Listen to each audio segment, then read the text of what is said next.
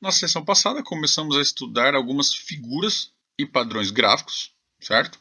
Já nessa sessão, veremos diversas outras figuras, também veremos padrões de candles e os principais indicadores gráficos. O foco será em como encontrar sinais de entrada e saída de operações para que ao final você consiga aproveitar o melhor momento para montar e desmontar as suas operações. E nessa aula começaremos abordando as figuras de reversão, que nada mais são do que sinais de reversão de uma tendência ou, ao menos, de uma correção. A primeira delas é o fundo duplo, que é formada quando aparece uma figura de um W no gráfico durante uma tendência de baixa, ok? Aqui vendo um exemplo, um W em uma tendência de baixa. Não dá para ver muito bem a questão da tendência aqui, mas num exemplo mais real a gente vai conseguir ver. E na tendência de alta existe o equivalente, que é o topo duplo, que é formado quando aparece a figura de um M no gráfico. Então aqui também vendo um exemplo, é um M no gráfico aí numa tendência de alta. Essas figuras indicam ao menos uma correção na tendência vigente e é possível traçar um alvo para o preço. Isso é bastante interessante para esse tipo de figura, certo? Nem todas as figuras possibilitam a questão de traçar alvo, essas possibilitam.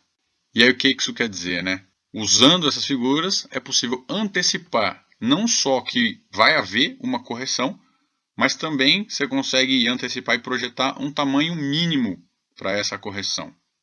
De forma que a gente pode se posicionar no início dela, montando uma posição, e já definir um preço no qual a gente vai desmontar essa posição.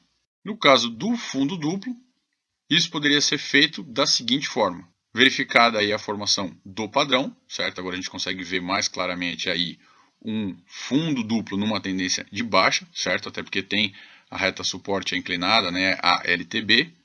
Em seguida, a gente traça uma reta paralela a ela, passando pelo topo intermediário, aqui como a gente pode ver. E aí, se houver o rompimento dessa reta paralela, que aí sim é confirmado o fundo duplo, a gente pega essa distância entre as retas e aí a gente projeta. Então, a distância entre aquelas duas primeiras retas, que vai ser a projeção que a gente vai usar para ver o tamanho da correção. E aí, como eu comentei, a confirmação acontece no rompimento, ali na bolinha amarela. E a gente traça, então, uma outra reta paralela, considerando aí o mesmo tamanho da projeção, aí, a seta verde acima da reta azul. Então, a gente traçou a LTB vermelha, a gente traça a azul, né, paralela a ela, acima dela, passando pelo topo intermediário, e uma outra ainda acima dela, considerando aí o tamanho da projeção que a gente viu já anteriormente. Então o alvo é pelo menos o ponto onde o gráfico encontra essa segunda reta paralela. Nesse ponto aqui, no mínimo aqui, ok? E no caso do topo duplo, o processo é o mesmo, mas invertido, né? Verificada a formação do padrão, a gente traça a reta resistência. Em seguida, a gente traça uma reta paralela, passando pelo fundo intermediário, certo? Então vai ser uma reta mais abaixo. A distância entre as retas vai ser a projeção, que a gente vai usar para o tamanho da correção, caso o topo duplo se confirme, né? Aqui já mostra aí o rompimento, já mostra a confirmação dele. E aí agora é só traçar outra reta paralela, ainda mais abaixo, né? Projetando essa mesma distância que a gente acabou de medir embaixo dessa reta anterior. E aí o alvo é pelo menos o ponto onde o gráfico encontrar essa segunda reta paralela, ok? Outra figura de reversão é o ombro cabeça a ombro, que surge em uma tendência de alta, indicando uma correção para baixo. E o ombro cabeça a ombro ele tem essa aparência com três topos, sendo o do meio mais alto, né, como se fosse a cabeça, e os dois do lado aí mais ou menos na mesma altura, como se fossem ombros. E uma outra figura de reversão, que é o ombro cabeça a ombro invertido, que ele surge aí numa tendência de baixa, indicando então uma correção para cima, certo? É o oposto. E ele, em termos de aparência, é exatamente igual ao ombro cabeça a ombro, só que espelhado para baixo. E essas figuras também possibilitam não só ver os pontos de entrada, mas também traçar objetivos. E isso pode ser feito da seguinte forma. Basta traçar a reta pescoço, unindo os dois fundos intermediários, aqui no caso o ombro cabeça a ombro, E aí, quando houver o rompimento dela, nesse caso aqui a gente vê o rompimento, certo? Na bolinha azul ali, a gente mede a distância da cabeça até a reta, né? A primeira seta azul lá em cima, a gente mede essa distância e a gente projeta essa distância aí numa outra reta paralela, abaixo aí da reta pescoço, e o alvo é pelo menos o ponto onde o gráfico encontrar essa segunda reta mais à frente. Para o ombro, cabeça, ombro invertido, é exatamente o mesmo processo, só que espelhado para cima, ok? A gente traça a reta pescoço, que passa pelos dois topos, a gente mede a distância dessa reta até a cabeça, havendo aí o rompimento, a gente pega essa distância, né, a projeção, e projeta uma outra reta paralela acima dela com essa mesma distância. E o alvo também é pelo menos o ponto aí onde o gráfico encostar nessa reta vermelha mais à frente. Beleza? E na próxima aula, veremos as figuras de continuidade. Na aula passada vimos então as figuras de reversão e nessa aula veremos as figuras de continuidade, ou seja, os padrões gráficos que indicam que haverá uma continuidade da tendência existente, e também veremos algumas poucas figuras que indicam o fim de uma congestão e início de uma tendência mais definida, ok? E vamos começar com os triângulos, que podem ser de alta, de baixa e simétrico. O triângulo de alta ocorre em uma tendência de alta, quando o preço se encontra entre uma LTA e uma resistência, como é possível ver aqui nesse exemplo, certo? Preços entre uma resistência e uma LTA. E da mesma forma que as demais figuras que vimos, a gente pode traçar um alvo no caso de rompimento da resistência, ou seja, no mesmo sentido da tendência, dando a continuidade a ela, né? Afinal é uma figura de continuidade. Para isso é só pegar a LTA, ou reta suporte, né? E traçar uma reta paralela a ela até onde ela encontra o topo da resistência. Esse ponto aqui. E o alvo é pelo menos o ponto onde o gráfico encontrar essa reta paralela. O triângulo de baixa é o equivalente para uma tendência de baixa, apresentando aí o preço entre uma LTB e um suporte, como a gente também consegue ver aqui no gráfico, certo? Preços oscilando entre uma LTB e uma reta suporte. E traçamos o objetivo também da mesma forma, é só pegar a LTB ou reta resistência, traçar uma reta paralela a ela até onde ela cruza o fundo aqui do suporte. E o alvo também é pelo menos o ponto onde o gráfico encontrar essa reta paralela, ok? Já o triângulo simétrico é uma figura que aparece quando não há tendência definida. E nele há tanto uma LTB como uma LTA, né? O preço está no meio.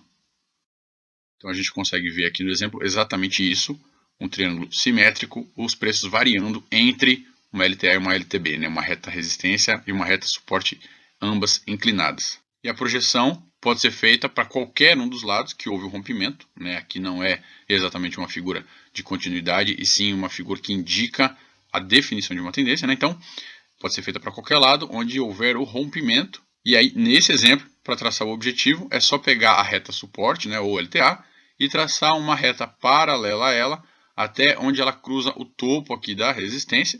E o alvo também, como sempre, é pelo menos o ponto onde o gráfico encontrar essa reta paralela. Outro tipo de figura de continuidade são as cunhas. Digamos que elas são figuras intermediárias entre os triângulos e os canais. Como já vimos os dois, vai ser bem simples de entender. Então, as cunhas também podem ser de alta e de baixa, e são formadas por duas retas inclinadas no mesmo sentido, mas que não são paralelas, né? Já que se elas fossem paralelas, elas seriam canais, certo? Então, se as retas forem para cima, é uma cunha de alta, como nesse exemplo aqui, certo? Temos duas retas inclinadas para cima e o preço oscilando entre elas. Então, é aqui uma cunha de alta.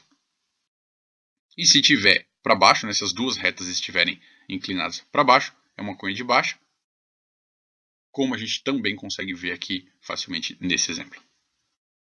E as projeções são feitas exatamente da mesma forma que o triângulo. Quando há aí o rompimento, a gente pega a reta paralela e aí traça até onde houve aqui o cruzamento com o topo, certo? No caso aí de uma cunha de alta. E o alvo vai ser aonde o o preço e encontrar essa reta paralela, aí, essa projeção. No caso da cunha de baixa, idem, só que aí para baixo, né? E aí a reta paralela aí para fazer a projeção, onde cruza aqui o fundo, ok? E o alvo, a mesma coisa. Então, recapitulando, os sinais de continuidade de tendência são os triângulos de alta e de baixa e as cunhas de alta e de baixa. Já o triângulo simétrico, ele marca o fim de um período sem tendência, né? Indicando o início de uma tendência na direção do seu rompimento. Além disso, na sessão passada, vimos os canais e como operar um ativo quando ele se encontra dentro deles. Agora veremos como operar no caso de rompimento de canais, que são bem semelhantes aos triângulos. E sendo que o canal lateral, semelhante ao triângulo simétrico, já que ele também se apresenta quando não há tendência, né? E já que já vimos como são as figuras de alta e de baixa, veremos um exemplo rápido de um canal lateral, sendo que o próprio nome já diz que é um canal indicando que os preços se movem lateralmente dentro dele, né? Lateralmente dentro do canal, sem uma tendência clara, ok? E agora vendo a definição do alvo com rompimento para os três casos, são todos equivalentes, ok? Bastando aí medir a distância entre as retas do canal e traçar uma reta paralela usando essa distância aí entre as retas do canal, ok? Para o canal de alta, então, ficaria dessa forma. Para o canal de baixa, é exatamente o equivalente a isso aqui para baixo.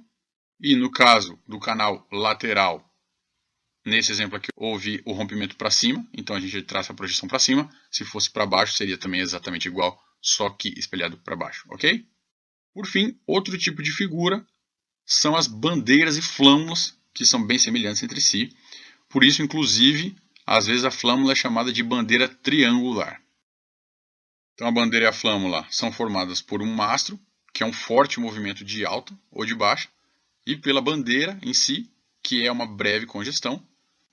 A diferença entre elas é que na bandeira a congestão é um canal, enquanto que na flâmula é um triângulo. O sinal da figura ocorre quando há o rompimento da bandeira no sentido original da tendência, indicando a sua continuidade. Logo, elas também podem ser de alta ou de baixa, ok? E dando um exemplo de bandeira, é possível ver o mastro e a bandeira aqui sendo a congestão, um canal, ok? Nesse caso é uma bandeira de alta. Já na flâmula, também o mastro e a bandeira, sendo aí a bandeira um triângulo, certo? E aí nesse caso é uma flâmula de baixa.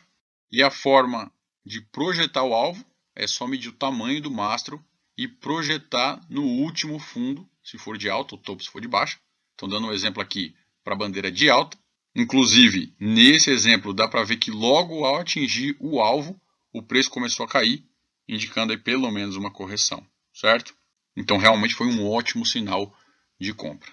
E para aquele mesmo exemplo de flâmula de baixa, temos aí a seguinte projeção aí do mastro abaixo aí do ponto de rompimento da flâmula. Simples assim. E aí, como a gente já viu muitas figuras, para fixar todos esses conceitos, a próxima aula apresenta um exercício para você identificar os padrões gráficos que a gente já viu até agora nessa sessão.